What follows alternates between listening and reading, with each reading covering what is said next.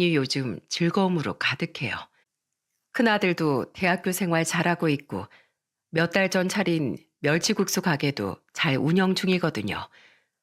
50 중반까지 살아보니까 인생에 꼭 놀라울 정도로 큰 대박이 나야 성공한 인생도 아닌 것 같습니다. 가늘고 얇게 살아온 인생이지만 정도를 지키면서 바르게 살아가니까 이런 날도 다 오네요. 30 초반에 결혼할 때만 해도 한평생 행복하게 살자고 100년 가약을 맺었었는데 지금은 홀로 가게를 운영하고 있습니다. 가늘고 얇게 살아온 인생이라고 생각했는데 나름대로 굴곡 있는 인생을 살았어요. 여자 팔자 뒤움박 팔자라고 하더니 제 인생이 딱 그런 팔자였습니다. 새해가 되니까 자꾸 제 인생을 되돌아보게 되네요. 그래서 오늘은 기구하다면 기구한 제 인생 이야기를 한번 풀어보겠습니다. 눈물 많은 제 인생의 시초는 고등학교 시절부터였던 것 같아요. 저한테는 친오빠가 한 명 있었는데 참 배울 점이 많았어요. 부모님이 맞벌이로 바쁘게 사셔서 친오빠는 저한테 두 번째 부모 같은 존재였습니다. 학교가 끝나고 집에 가면 늘 오빠와 둘이 있었어요.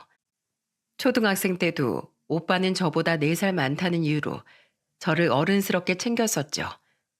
특히 학교가 끝나고 오빠한테 가장 먼저 했던 말은 이런 말이었어요. 오빠, 나 배고파. 우리 라면 끓여 먹자. 엄마가 라면 먹지 말고 국 끓여둔 거 데워 먹으라고 했는데 우리 그냥 밥 먹자. 싫어. 나 라면 먹을래. 그럼 영선이는 라면 먹고 밥은 오빠가 먹을게. 그때 오빠가 중학교 1학년이었는데 저한테는 든든한 어른 같았습니다. 가스레인지는 위험하다며 오빠가 전부 도맡아 했어요. 지금 생각해보면 오빠도 어렸는데 하나뿐인 여동생을 위해서 의젓하게 챙겨줬던 것 같아요. 그렇게 오빠와 저녁 먹고 숙제를 하고 있으면 밤 8시쯤 부모님이 오셨어요. 엄마는 집에 오자마자 저를 보면서 걱정스럽게 물었습니다. 영선아, 저녁 먹었어? 엄마가 밥 챙겨 먹으라고 국 끓여 놓고 갔는데. 나 오늘은 라면 먹고 싶어서 오빠한테 라면 끓여달라고 했어. 뭐? 너 그러다가 키 안 크면 어떡하려고 그래? 밥을 먹어야 키가 크지. 맞벌이로 바쁜 부모님은 제가 오빠와 잘 지내는 걸 기특하게 생각하셨어요. 정말 그때는 부모님과 저, 그리고 오빠까지 오래 행복하게 살 것만 같았습니다. 하지만 이 모든 생각은 어린 저의 큰 착각이었어요. 몇 년 후 평소와 다를 것 없던 어느 날, 오빠가 사고로 세상을 떠난 겁니다. 그날은 오빠가 친구들과 부산 여행을 가던 날이었어요. 고등학생이었던 오빠는 3학년이 되기 전 친구들과 여행을 떠났었죠. 그 여행이 마지막인지도 모르고 저는 오빠한테 즐거운 목소리로 말했습니다. 오빠, 부산 여행 가면 사진 많이 찍어 와. 나도 여행 따라가고 싶다. 좋겠다, 여행도 가고. 뭐가 부러워. 다음 달에 가족들이랑 다 같이 가면 되잖아. 그럴까? 아이, 오빠, 이제 고등학교 3학년 되면 여행도 많이 못 다닐 텐데 다음 달에 식구들이랑 또 가자. 그래. 그러면 내가 사전 답사한다는 생각으로 부산 먼저 다녀올게. 좋아. 오빠 잘 다녀와. 한 치 앞도 모르고 오빠 다음 여행을 약속하면서 보낸 겁니다. 그리고 그날 오빠는 친구들과 여행하고 돌아오다가 집 근처에서 횡단보도를 건너다가 졸음운전 차에 치여 사망했어요. 오빠의 황망한 죽음에 엄마는 충격으로 정신을 잃으셨습니다. 그 상황에도 아빠는 믿을 수 없다는 듯 의사를 보면서 물었어요. 우리 아들 죽지 않았죠? 이렇게 갈 리가 없잖아요. 어제까지 건강하던 애였는데 제발 수술이라도 해주세요. 죄송합니다. 이미 현장에서 즉사해서 병원에 왔을 땐 심정지 상태였습니다. 의료진이 손을 쓸 수 있는 상황이 아니었어요. 어떻게 키운 아들인데 이렇게 보낼 수가 없어요. 제발 조금만 더 봐주세요. 혹시나 기적처럼 눈을 뜰 수도 있잖아요. 우리 아들 가족들이랑 인사도 못했어요. 제발요. 마지막 인사라도 하게 해주세요. 죄송합니다. 저희로선 더 이상 해드릴 게 없습니다. 아빠는 답이 없다는 걸 알면서도 의사한테 매달리며 우셨습니다. 그 모습을 보면서 저는 현실을 믿을 수가 없었어요. 병원 응급실에서도 오빠의 죽음을 믿을 수가 없었죠. 그리고 오빠의 빈소가 차려졌을 때 그제야 실감이 났어요. 늘 보던 오빠 얼굴이 영정사진으로 차려진 걸 보면서 그제야 눈물을 흘리며 말했습니다. 오빠, 아니지. 이건 꿈일 거야. 우리 다음 달에 엄마 아빠랑 다 같이 놀러 가자고 약속했잖아. 근데 이렇게 가면 어떡해? 난 어떡하라고. 너무 허망해서 입으로는 어떡해라는 말밖에 안 나왔어요. 겨우 정신을 차린 엄마는 오빠 영정사진 앞에서 땅을 치면서 우셨습니다. 왜 내 아들이 이렇게 가? 부모 속 한 번 썩인 적 없던 내 새끼가 왜 이렇게 가냐고. 준혁아, 엄마 여기 있잖아. 아이고, 내가 너 먼저 보내고 어떻게 살아? 엄마는 어떻게 살라고 이렇게 가는 거야? 애달픈 엄마의 울음소리가 빈소 밖에까지 울려 퍼지는 것 같았습니다. 그 모습을 지켜보던 이모는 땅을 치면서 우는 엄마를 달래주면서 말했어요. 언니, 일어나. 일단 물 좀 마셔. 진정하고 언니가 정신 차려야 마지막 배웅을 해주지. 아들 이렇게 보낼 거야? 아들 먼저 보내고 내가 무슨 정신으로 살아. 난 물 마실 자격도 없는 사람이야. 차라리 내가 갔어야 했어. 내가. 딸 생각은 안 해? 정신 차려. 이대로 쓰러지면 안 된다고.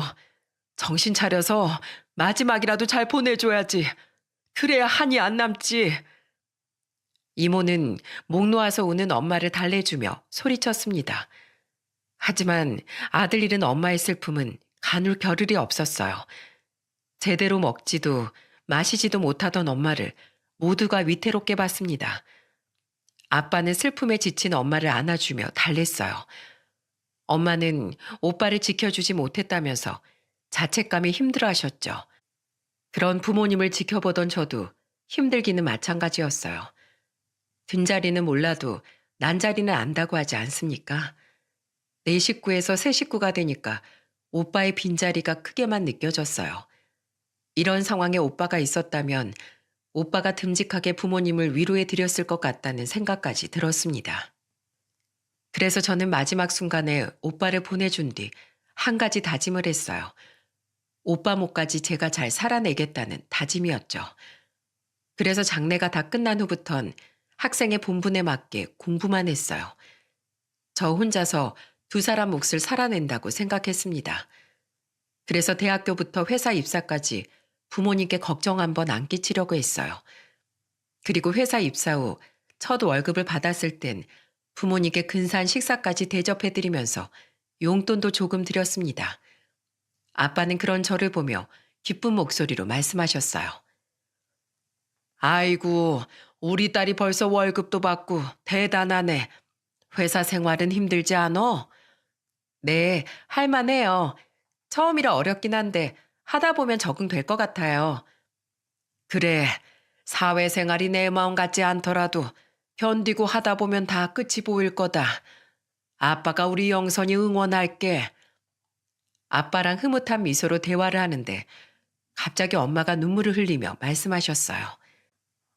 네 오빠가 살아있었다면 더 좋아했을 텐데 영선이 하는 거 보면서 얼마나 오빠가 자랑스러워했을까. 갑작스런 엄마의 눈물에 저도 당황스러웠습니다. 그때 아빠가 엄마를 보면서 안타까운 목소리로 말했습니다. 여보, 아니 좋은 날 왜 그런 말을 해? 당연히 다 같이 있었으면 좋았겠지. 아마 준혁이도 하늘에서 기뻐하고 있을 거야. 그러니까 너무 슬퍼하지 마. 영선아, 엄마가 미안해. 너무 눈물이 나서 그랬어. 아빠 말처럼 오빠도 하늘에서 기뻐하고 있을 거야. 그때 왜 그랬는지 저는 엄마의 말에 화가 났어요. 그래서 마음과 다르게 제가 화를 내면서 말했습니다. 엄마, 이런 날을 오빠 얘기 안 하고 그냥 나만 축하해 줄 수도 있잖아. 왜 자꾸 오빠 얘기만 해? 그냥 나만 봐줄 수 없어?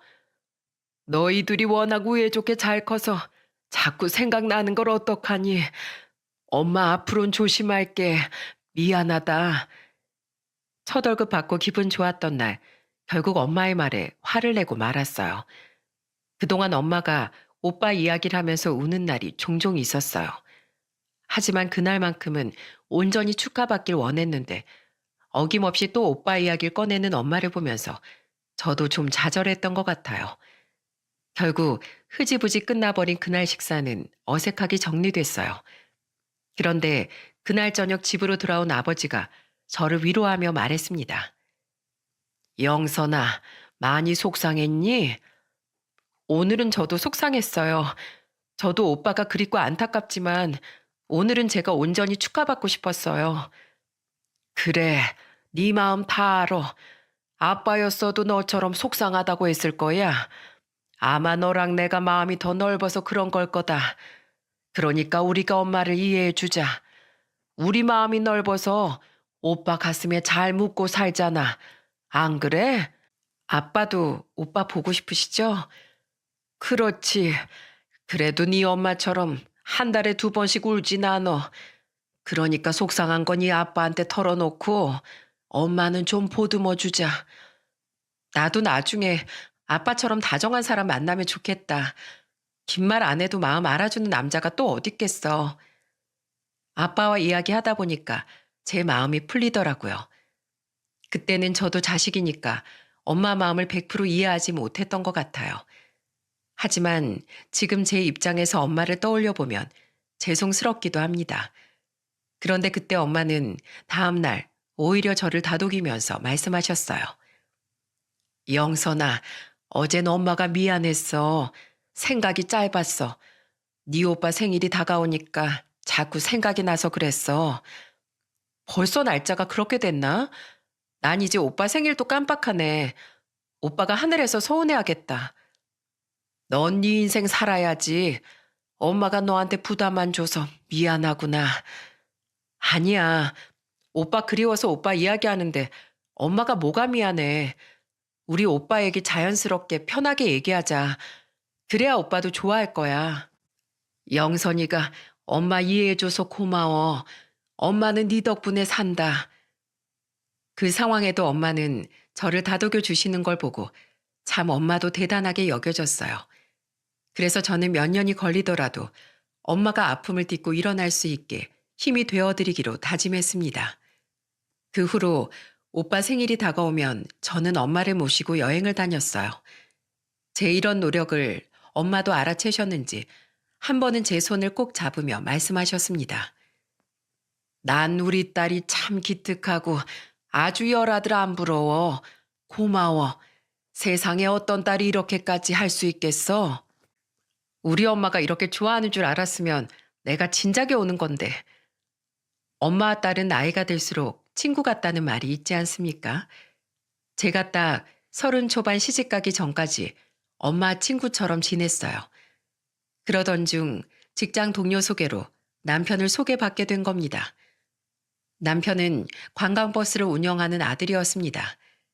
처음 시댁에 인사 갔을 때 시모는 저를 반겨주면서 말씀하셨어요. 아이고, 우리 집에 드디어 여자가 들어오네. 평생 남자들이랑만 살다가 이렇게 고운 며느리가 들어오니까 집안 분위기가 확 달라지네. 안녕하세요. 박영선이라고 합니다. 어머님, 이거 제가 과일 좀 샀는데 제철 과일이라 맛있어요. 아이고, 빈손으로 오지 뭐하러 이런 걸 사왔어. 집안에서 잘 보고 자랐네. 저는 처음부터 눈도장 제대로 찍은 것 같아서 안심됐습니다. 시모는 그때만 해도 저한테 입이 침이 마르도록 칭찬을 아끼지 않으셨어요. 괜히 긴장하고 갔다가 시모의 미소에 간장이 녹아내렸습니다. 다 같이 식사를 하고 차를 한 잔 마시면서 본격적으로 대화를 나누기 시작했어요. 그때 시부가 저를 보면서 진지한 목소리로 물으셨습니다. 형제 관계는 어떻게 되나? 언니나 동생이 있어? 아니요. 큰오빠가 있었는데 고등학교 때 사고로 먼저 떠났어요. 그래서 그 후로는 줄곧 부모님이랑 셋이 살았습니다. 아이고, 내가 괜한 질문을 했구만. 아니에요. 물어보셔야죠. 우리도 사실 비슷한 아픔이 있어. 들었을지 모르겠지만 얘 형이 병으로 세상을 떠났거든. 자식이 먼저 떠나니까 정신 차리고 살기가 힘들더라고. 그때마다 용식이가 큰 힘이 됐지. 예전에 남편한테 얼핏 들었던 적이 있던 시댁의 아픔은 제가 겪었던 아픔과 비슷했어요. 그래서 시부가 길게 말하지 않아도 그 아픔이 공감이 됐습니다. 그리고 시부는 저를 보면서 조심스럽게 말씀하셨어요. 양쪽 집안이 다 가족을 잃었던 아픔이 있으니 더 좋은 가족이 될 수 있을 거야. 사람은 잃어봐야 소중한 걸 안다고 하지 않겠니? 그만큼 가족이 소중하다는 걸 아는 만큼 잘 살길 바란다. 네, 아버님 걱정 마세요. 용식 씨랑 꼭 잘 사는 모습 보여드릴게요. 고맙다. 내가 운영 중인 관광운수 사업도 언젠간 용식이가 이어받게 될지도 모르는데 너한테 잘 좀 부탁하마. 내 자식이라 그런 줄 알았는데 남자애들이 나이 먹어도 애 같은 부분이 있어. 그러니까 현명하게 네가 잘 끌어주길 바란다. 저도 부족해요. 용식 씨는 아버님이 믿어주시는 만큼 잘할 거예요. 시부는 남편이 은근 애 같은 면이 있다면서 걱정을 하셨어요. 그런 시부를 보면서 그때까지는 왜 철없어 보이는지 알지 못했습니다. 그때 시모가 시부를 말리면서 한 소리를 했어요. 아유, 당신은 왜 쓸데없는 소리를 해? 우리 용식이가 언제 그랬다고 그래? 제가 형 가고 나서 충격받아서 그런 거야. 지금은 자기 밥벌이도 잘하잖아. 그렇지. 이제 우리 아들이 잘하지. 그렇게 우리는 결혼을 하게 되었습니다. 결혼한 지 얼마 되지 않아 첫째를 임신하게 되었죠. 우리 이제 엄마랑 아빠 되는 거야? 저번에 아버님 말씀 들었지? 이제 아빠니까 정신 바짝 차려야 한다. 당연하지. 걱정 마. 처자식은 내가 책임진다. 남편은 의기양양하게 말했어요. 그렇게 저와 남편은 아이를 맞이하기 위한 준비를 했습니다. 저는 임신하면서 다니던 회사를 그만뒀고 육아에 전념하기로 했어요. 그때만 해도 신혼생활이 다 너무 재미있었어요. 살림도 재밌고 식사를 준비하는 것도 그저 즐거웠죠. 그러다가 문제는 첫 아이가 태어나면서 시작됐어요. 시모는 제가 첫째로 아들을 낳자 엄청 기뻐하면서 말씀하셨습니다. 우리 집 복덩이가 며느리네, 며느리야. 세상에 장군감이 따로 없네. 우리 손자 인물이 벌써부터 훤해. 시모는 아들 칭찬에 기뻐서 쉴 새 없이 떠들었어요. 그리고 시부도 집안의 경사라면서 기뻐하셨습니다. 집안의 식구가 늘어나니까 시부모님도 좋아하셨습니다. 그렇게 저는 아이를 낳고 산후조리까지 마치고 집으로 왔어요. 그리고 그때 시모는 집에 와서 저를 많이 챙겨주기도 하면서 걱정하듯 말씀하셨죠. 너 손모가 안 아파? 하준이 이리 주고 넌 좀 쉬어라. 어머님 괜찮아요. 여기까지 오신다고 힘드셨을 텐데 어머님이 쉬셔야죠. 아, 손잡으러 오는 길이 뭐가 힘들어. 난 괜찮으니까 너 가서 밥 좀 먹어라. 한창 육아로 힘들 때 시모는 손자를 봐주러 자주 오셨어요. 한 번 오시면 손자를 바닥에 내려놓으실 줄 몰랐기 때문에 제가 다 걱정일 정도였습니다. 게다가 제 아들이 울기라도 하면 시모는 일단 애를 등에 업고 동네를 한 바퀴 돌려고 하시는 거예요. 바깥 날씨가 쌀쌀할 때라서 나가려는 시모를 말리면서 말했습니다. 어머님, 지금 어디 가세요? 밖에 추워요. 이게 뭐가 추워? 내가 아들 키워봐서 아는데 이 정도 날씬 끄떡없어. 네 남편 튼튼하게 잘 컸잖아. 어머님도 바깥 날씨 쌀쌀해서 감기 걸리시기 딱 좋아요. 그러니까 그냥 집에서 계세요. 아이고, 너도 진짜 유난이다, 유난. 내가 여기까지 걸어왔는데 멀쩡하잖아. 애 너무 그렇게 키우면 안 된다, 너. 시모가 손자를 봐주면서 사사롭게 부딪히는 것도 있었어요. 그래도 시모가 아들을 봐주니까 부담이 좀 덜긴 했죠. 그래서 그때만 해도 시모가 오는 게 불편하지 않았습니다. 그렇게 별탈 없이 시댁과 왕래하면서 잘 지내다 보니까 둘째 딸까지 낳고 어느새 네 식구가 됐어요. 그런데 시모에 대한 이상한 점이 그때부터 보였습니다. 손잘 낳았을 때는 매일같이 손잡으러 멀리서도 오셨는데 딸이 태어났을 때는 시모가 단 한 번도 오지 않았어요. 심지어 명절에 다 같이 모여도 시모는 어린 딸은 아예 보이지도 않는다는 듯 제 아들을 보며 말씀하셨어요. 아이고, 우리 하준이 밥도 잘 먹네. 네 아빠도 어릴 때 이렇게 밥 잘 먹어서 키 많이 컸어. 그러니까 하준이도 두 그릇씩 먹고 키 아빠만큼 커야 한다. 시모의 말에 하준이는 그저 웃기만 했어요. 2살이 된 하준이한테 시모는 눈을 떼지 못했습니다. 그런데 보통은 이제 막 태어난 어린 아가한테 관심을 더 주지 않습니까? 시모는 꼭 제 딸이 안 보이는 사람처럼 하준이만 보고 있었어요. 그리고 그때 하준이가 장난처럼 자기가 가지고 있던 장난감을 딸한테 주려고 하자 시모가 갑자기 아들을 보고 소리쳤습니다. 하준아, 네 걸 왜 동생을 줘? 네 거는 너만 써. 동생이 달라고 해도 주지 마. 시모의 알 수 없는 행동에 제가 놀라서 물었어요. 어머님, 왜 애들한테 싸움을 붙이세요? 이게 무슨 싸움이니? 너도 참 웃긴다. 아들, 딸 물건은 나눠서 써야 되는 거 몰라? 세상에 그런 말이 어딨어요. 남매끼리 서로 양보하고 나눠 쓰는 게 맞는 거죠. 애들 교육 문제는 제가 알아서 할게요. 너 내 말 들어. 나중에 너한테 효도할 사람은 아들밖에 없어. 딸은 시집 가면 끝이라니까. 저는 결혼했지만 아직도 친정이랑 잘 지내고 있어서 그런 걱정은 없어요. 딸은 엄마 닮는다니까 잘 크겠죠. 그러니까 어머님, 육아 방식은 제가 알아서 할게요. 걱정 마세요. 시모는 완전히 대놓고 손자만 예뻐하고 있더라고요. 그래서 결국 시모한테 육아는 알아서 하겠다면서 단호하게 말했죠. 그런데 손자 안고 바닥에 내려놓을 줄 모르던 건강한 시모가 갑자기 암 진단을 받게 된 겁니다. 정말 청천벽력 같은 소식이었어요. 시모가 워낙 꼬장꼬장한 스타일이라서 건강에 이상이 있을 거라고 상상도 못했거든요. 그때 시모는 병원에서 수척해진 얼굴로 입원한 채 저를 보며 말씀하셨어요. 아이고 며느라, 나 너무 무서워. 수술해도 못 나오면 어떡하니? 괜찮아요 어머님. 제가 손 잡아드릴게요. 같이 이겨내봐요. 고맙다 며느라. 내가 정말 너한테 고마워. 시모가 수술을 앞두고 너무 불안해하시길래 저는 친정에 아이를 맡겼어요.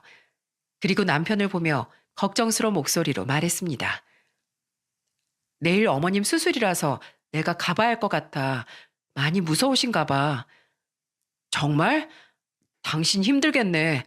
아휴, 내가 지방 가는 일정만 없었어도 같이 가줄 텐데 미안해. 미안하게 뭐가 미안해. 시부모도 내 부모나 다름없어. 그러니까 당신은 이래. 어머님 괜찮아지실 거야. 이렇게 신경 써줘서 너무 고마워. 남편은 시모를 챙겨줘서 고맙다고 말했어요. 그래서 저는 그럴 필요 없다면서 말했죠. 그렇게 시모 수술이 끝나고 회복하는 순간도 저와 시부가 지켰습니다. 그 후 퇴원한 시모를 집으로 모시면서 항암 치료 일정을 말씀드렸어요. 수술은 잘 끝났어도 항암 치료까지 받으셔야 해요. 앞으로 항암 치료 받으셔야 하는데 제가 모시고 갈게요. 우리 며느리가 나 때문에 고생하네. 아버님도 일하시고 남편도 일하는데 당연히 제가 해야죠. 그리고 저희 애들 이제 어린이집 다녀서 괜찮아요. 그래, 고맙다. 내가 며느리가 있어서 아주 든든하구나. 저는 시모의 투병 생활을 간병하기 시작했어요. 시부도 관광버스 사업을 하고 있었기 때문에 일을 하고 있던 때였습니다. 그러다 보니까 가족 중에 누가 남겠습니까? 바로 저뿐이었던 거예요. 시모가 항암 치료를 시작하고 부작용이 나타나기도 했습니다. 며칠간 쉴 새 없이 구토 증상을 보이던 시모를 곁에서 지켰어요. 구토를 하다 못해 옷에 묻은 시모한테 덤덤하게 말했습니다. 어머님, 위에 티 벗어서 화장실에 두고 가세요. 손빨래 해야겠어요.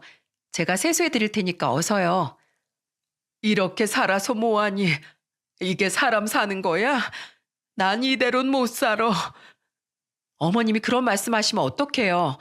저는 어머님 어떻게든 버티셔서 건강 되찾으라고 이러잖아요. 그런데 어머님이 죽고 싶다고 말씀하시면 제가 여기 왜 있어야 하는데요? 그 순간 제가 화를 내든 말할 줄 모르셨는지 어머님은 벙찐 표정을 지으셨어요. 그러더니 저한테 미안한 목소리로 말씀하셨습니다. 미안하다. 내가 네 앞에서 그러면 안 되는데 미안해. 어머님이 마음을 단단히 가지셔야 해요. 그러니까 저 믿고 힘내세요. 힘든 항암 치료를 받는 어머님을 어떻게 해서든 위로해드리고 싶었어요. 그렇게 몇 년간의 지극정성 끝에 어머님은 드디어 완치 판정을 받으셨어요. 완치 판정을 받던 날 어머님은 제 손을 잡으면서 말씀하셨습니다. 나는 네가 살린 거야. 며느라 고맙다. 정말 고마워.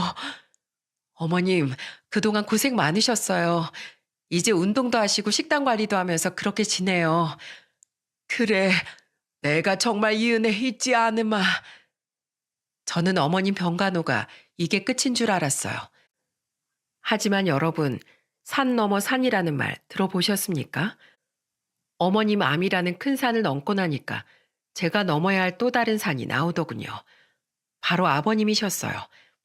어머님이 완치 판정받고 그 다음에 시부가 췌장암 판정을 받으신 겁니다. 정말 날벼락도 이런 날벼락이 없었어요.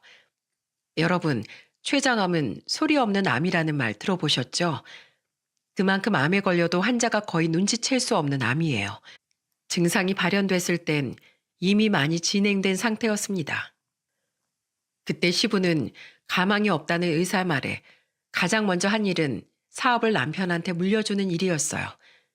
시부는 눈물을 흘리면서 말씀하셨습니다. 용씨가 내 사업 네가 이어받아서 해라. 난 이제 끝난 것 같구나. 왜 수술 받아보지도 않고 그러세요? 혹시라도 좋은 결과가 나올 수도 있잖아요. 아니야, 난 틀렸어. 내 몸은 내가 제일 잘 알아. 네가 이어받아서 잘 꾸려가거라. 아버지, 안 돼요. 너 이제 집안의 가장이고 회사를 이끌어가야 할 사장이야. 책임감이 막중해. 네가 실수하면 처자식뿐만 아니라 직원들까지 다 굶는 거야. 정신 똑바로 차려. 시부는 단호한 목소리로 남편을 보며 말했습니다. 그렇게 시부는 사업을 남편한테 물려주고 수술 후 항암 치료를 받고 있었어요. 하지만 예상대로 증상은 점점 심각해져 갔어요. 그런데 시부 투병 생활 3개월 차에 남편은 망나니가 됐습니다. 집에서 아이들을 재우고 남편을 기다렸는데 새벽이 넘어서야 들어오는 겁니다. 그러더니 술에 잔뜩 취한 목소리로 저를 보며 말했어요. 당신의 꼬라지가 그게 뭐야? 좀 화장 좀 하고 앉아 있을 수 없어?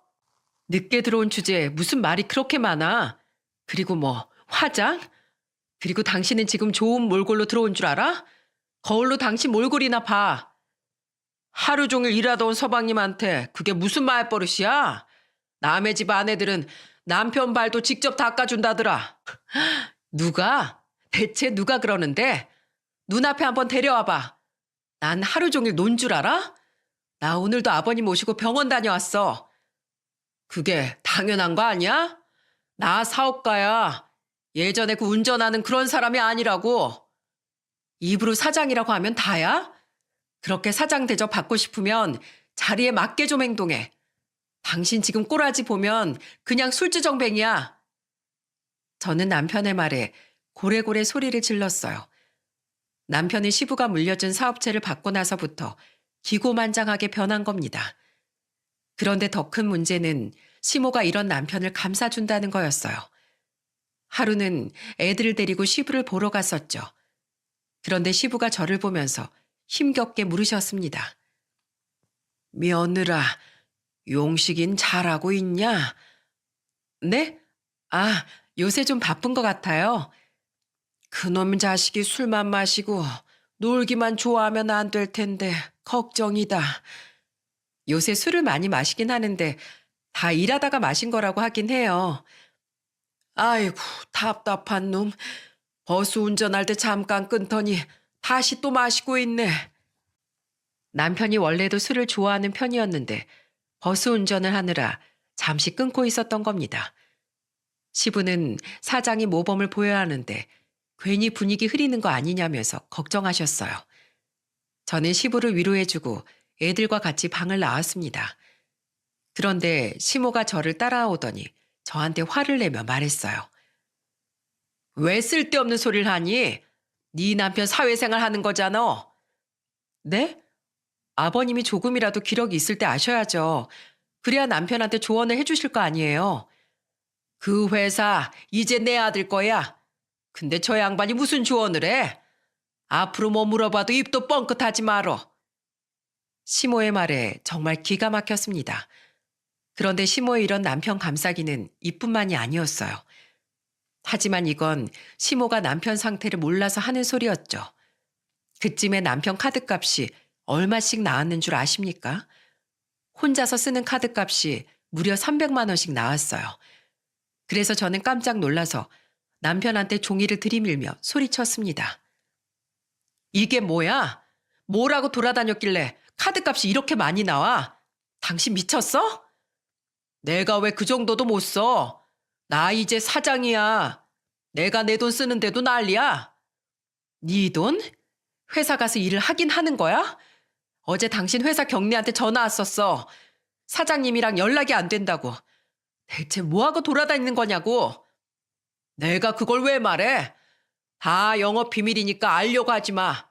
내가 거래처 만나다 보면 그럴 수도 있는 거지. 왜 바가지를 긁어? 아, 이러니까 내가 집구석에 들어오기가 싫지. 저는 적반하장에 가까운 남편의 태도에 기가 막혔습니다. 그때 큰아들이 유치원생이었는데 저한테 달려와서 울면서 소리쳤어요. 엄마, 울지 마.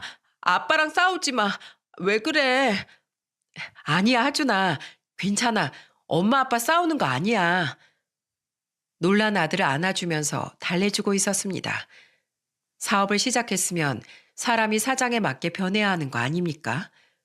그런데 남편 놈은 버스 운전기사로 일할 때가 더 사람답게 살았다고 느낄 정도였어요. 변해가는 남편을 보면서 참 참담한 심정이었죠. 심지어 그 무렵 시부는 힘겨운 투병 끝에 세상을 떠나셨어요.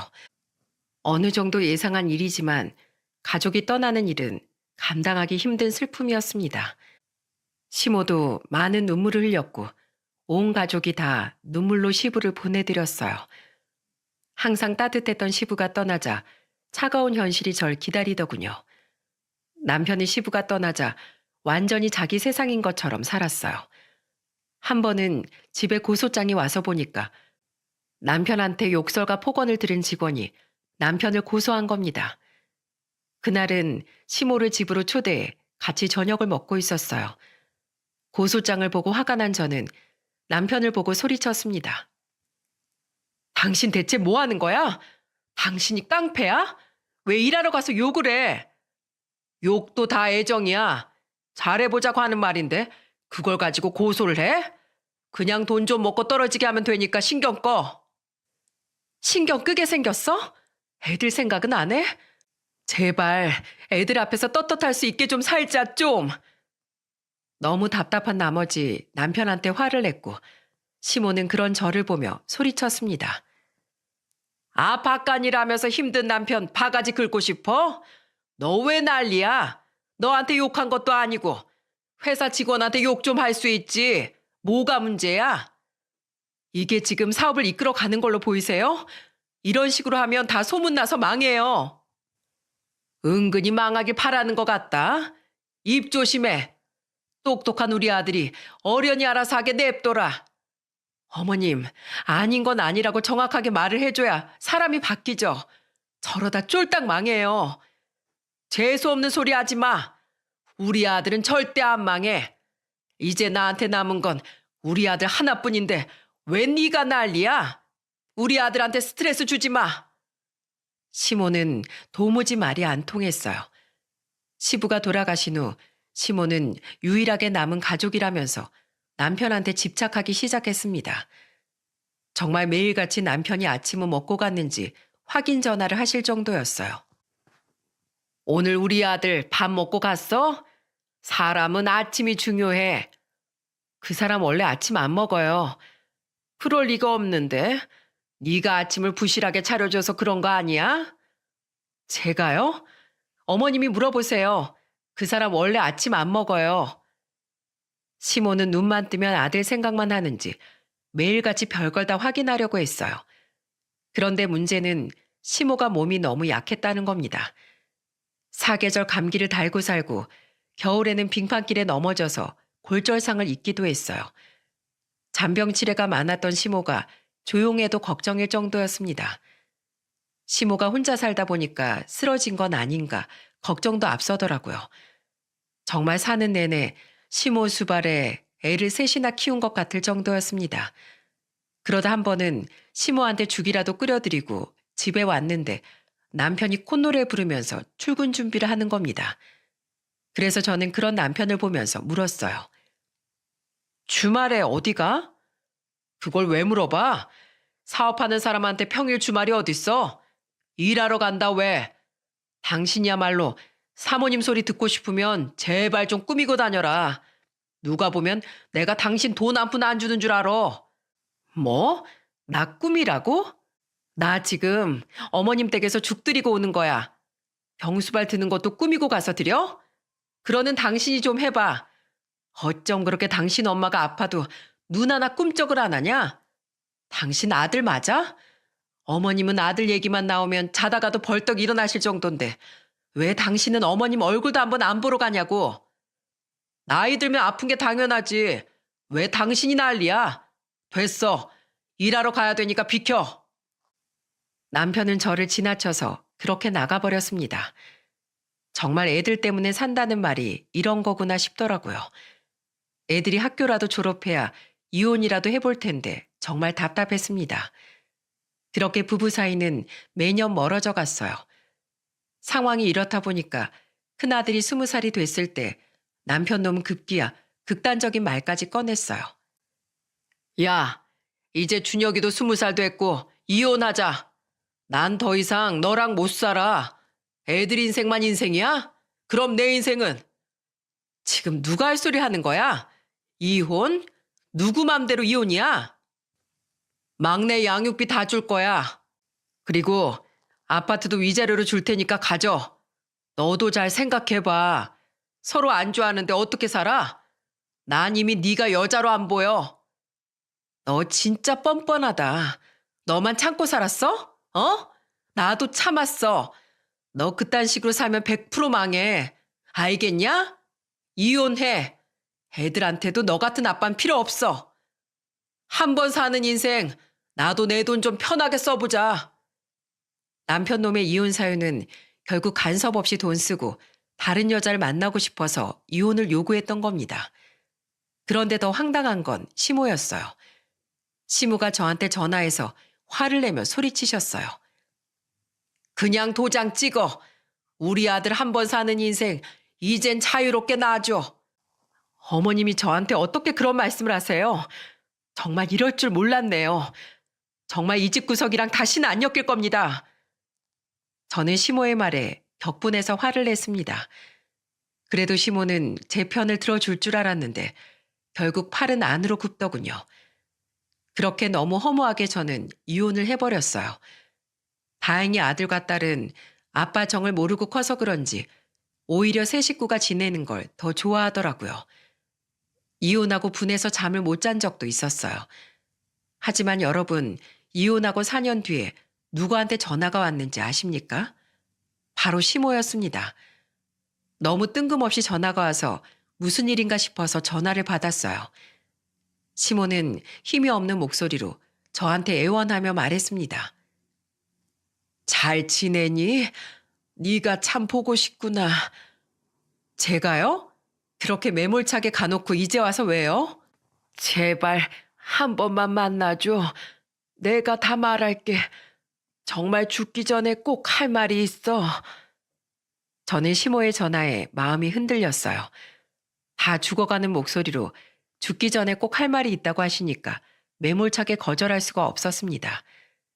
그래서 애들 할머니이기도 하니까 일단 만나기로 했어요. 그런데 시모가 있는 곳은 의외였습니다. 바로 요양병원에 있는 거예요. 그래서 다음 날 바로 가보니까 시모는 앙상한 모습으로 저를 보며 인사하셨어요. 며느라, 우리 며느리. 어디 아프세요? 왜 이렇게 마르셨어요? 내가 어리석었어. 암이 재발해서 4년 정도 투병하고 있었어. 그때 네 생각이 많이 나더라. 우리 손주들이 너무 보고 싶어. 어머님 아들은 어디 있어요? 여기 계속 혼자 계신 거예요? 내가 아들이 아니라 아주 짐승 새끼를 낳았어. 너랑 이혼하고 이상한 술집 년이랑 재혼하더니 집안을 싸그리 말아먹었다. 그 여자한테 빠져가지고 이제 병든이 애미까지 버리는구나. 시모가 해준 말을 듣고 충격적이었어요. 알고 보니까 전 남편 놈은 술집 여자랑 재혼해서 집까지 다 날려먹은 겁니다. 게다가 얼마나 회사를 개떡같이 했는지 회사는 적자에 허덕였다고 했고 엎친 데 덮친 격으로 여러분들이 잘 아시는 마스크 시국과 겹치면서 아예 망해버렸다는 거예요. 시모는 또 한 번 제 손을 잡으면서 말하셨습니다. 내가 이번에 알았다. 나한테 진짜 며느리가 누구인지 말이야. 아들이 데려온 그 술집 년은 재혼하기 전엔 우리 어머님 평생 잘 모실게요 하더니 막상 재혼을 허락하니 날 병든 노인네로밖에 취급을 안 했어. 맨날 나보고 냄새 난다. 저기 떨어져서 밥을 먹어라. 또 돈을 안 주면 날 위협까지 했어. 아들놈도 마찬가지였다. 둘이 쌍으로 날 속여서 남아있는 집까지 다 날려먹었어. 그리고 날 이렇게 요양병원으로 보내버린 거야. 어머님, 이제 알았어요? 그놈이 어떤 놈인지를? 내가 미안하구나. 이제 살 날도 얼마 남지 않았고 마지막으로 너와 우리 손주들 얼굴이 그립더구나. 꼭 만나서 애미 너한테도 내가 사과하고 싶었어. 어머님, 애미야 미안하다. 나 때문에 그동안 마음고생이 심했지. 저는 어머님의 이 한마디를 듣고 그동안의 서름들이 생각나 울음을 터뜨리고 말았습니다. 그리고 어머님은 제게 깜짝 놀랄 물건을 주셨어요. 바로 가방이었어요. 그리고 그 안에는 통장이 들어있었습니다. 내가 이 돈은 절대로 아들놈하고 그년한테 뺏기지 않으려고 얼마나 노력했는지 몰라. 꼭꼭 숨겨놨다. 얼마 안 된 돈일지 모르지만 제발 받아줄 수 있겠니? 이렇게라도 너에게 용서를 빌고 싶구나. 시모가 힘겹게 건넨 통장을 보니까 안에는 8,700만 원이 들어있더라고요. 큰 돈은 아니지만 애들 등록금 보태고 너도 생활비에 보태. 저는 시모와 손을 붙들고 한참을 울었습니다. 마지막이지만 시모의 진심 어린 사과와 손주들을 생각하는 마음을 알고 저는 모든 걸 용서하기로 했습니다. 아들한테 버림받고 재혼한 며느리한테 학대받고 4년이라는 시간 동안 시모가 얼마나 힘들었는지 알 수 있었기 때문에 더 이상 원망할 수 없었습니다. 뒤늦게라도 전 며느리였던 제게 용서를 비는 것도 쉽지 않았을 테니까요. 그 후 저는 제 아이들을 데리고 외롭게 계실 시모를 자주 찾아뵙습니다. 어머님은 그리고 어느 날 조심스럽게 저에게 부탁을 하셨습니다. 애미야, 염치 없지만 내 장례는 너와 손주들이 치러주면 안 되겠니? 내가 부탁할 사람이 너희들밖에 없구나. 미안하다, 미안해. 어머님, 더 오래 사실 생각을 하셔야죠. 꼭 제가 약속 지켜드릴 테니까 우리 조금만 더 힘내봐요. 아셨죠, 어머님? 하지만 이런 저의 간절한 마음에도 어머님은 오래 버티지 못하고 떠나셨습니다. 마지막 가시는 길에 제가 그 자리에 있어서 얼마나 다행이었는지 몰라요. 어머님은 손주의 손을 꼭 붙잡으시고 세상을 그렇게 떠나셨습니다. 그렇게 어머님의 마지막 부탁이었던 장례를 손수 치러드렸어요. 그리고 이틀째 되는 날 장례식장에 전 남편이 찾아왔더군요. 갑자기 저를 보더니 울면서 매달리기 시작했습니다. 여보, 나 거지 됐어. 꽃뱀한테 걸려서 내 모든 걸 다 잃었다고. 여보, 내가 잘못했어. 내가 미쳤었나 봐. 내 가족은 당신하고 애들밖에 없다는 걸 늦게서야 알았어. 닥쳐. 당신 같은 인간 최악이야. 어머님은 요양병원에서 외롭게 떠나셨는데 이제야 나타나? 네가 사람이야? 그게 빚쟁이들 피해 다니느라 갈 수가 없었어. 잘한다. 그걸 변명이라고 하니? 인생을 어떻게 살았으면 말년에 빚쟁이 피하는 신세야. 그리고 최소한 빚쟁이들한테 쫓겨다니더라도 어머님 돌아가시기 전에 어떻게든 마지막 가시는 길은 배웅했어야지. 넌 쓰레기 중에 쓰레기야. 어머니 집까지 다 팔아먹고 오갈 데 없는 병든 어머님을 요양병원에 버려놓은 분리수거도 안 되는 쓰레기라고. 제가 단호하게 말하자 전 남편 놈은 더 제게 애원하며 매달리더군요. 여보, 나 이제 갈 데도 없어. 제발 나 좀 받아주면 안 될까? 이러다가 혼자 고독사로 죽을 것만 같단 말이야. 전 남편은 이렇게 제 다리를 붙잡고 구질구질한 모습을 보이는 거 있죠. 그런데 그때 그런 전 남편을 막아서는 사람이 있었습니다. 바로 제 아들이었어요. 저기요, 가정 파탄내고 도망간 주제에 다시 받아달라고요? 정말 일말의 양심도 없는 그런 사람이네요. 당신 같은 아버지 필요 없으니까 우리 엄마한테 가족이라고 하지 마세요. 한 번만 더 아는 척하면 그때는 말로 끝내지 않겠습니다. 가정 버리고 간 사람이 이제 와서 후회해봐야 뭐합니까? 당신 아빠 자격도 없으니까. 하준아, 제 이름 부르지도 마요. 더러우니까. 아들의 한마디에 전 남편은 그야말로 망연자실해했습니다. 남도 아닌 친자식한테 험한 소리를 들으니 상당히 충격을 받은 듯 했습니다.